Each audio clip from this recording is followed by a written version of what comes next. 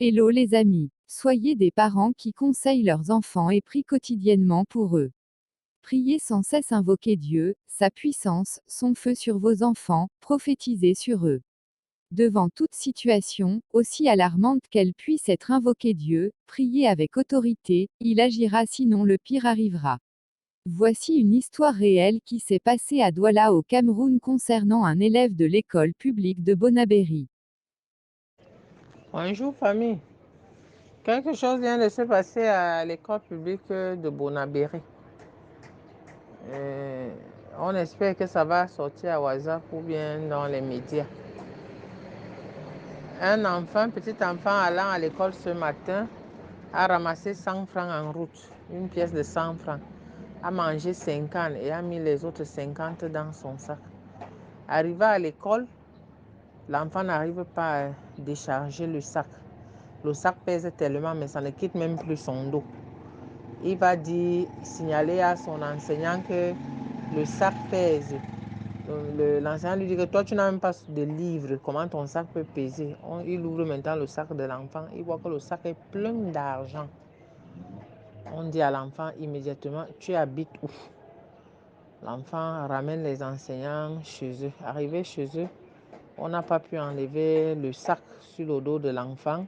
Et l'enfant a juste expliqué qu'il a ramassé 100 francs, il a mangé 50. Et il a mis l'autre 50 dans le sac. Voilà et tout. Le temps de se battre et tout, l'enfant est décédé. Donc, transmettez le message aux enfants, s'il vous plaît. C'est les fins d'année, le dehors est mauvais. Bonjour maman, le vol là j'ai effacé parce qu'il y a eu un coup de fil qui a interrompu ça.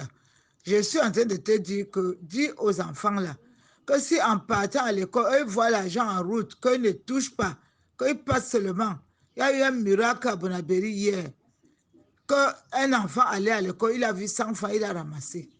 Il a ramassé, acheté quelque chose de 50, mangé, lancé 50 dans son sac. Avant d'arriver à l'école, le sac pesait, il avait déjà l'argent plein dans son sac. Il arrive à l'école, il transpire, il dit, oh, mon sac pèse beaucoup, mon sac pèse beaucoup. Le maître demande que tu as quoi dans ton sac qui pèse beaucoup.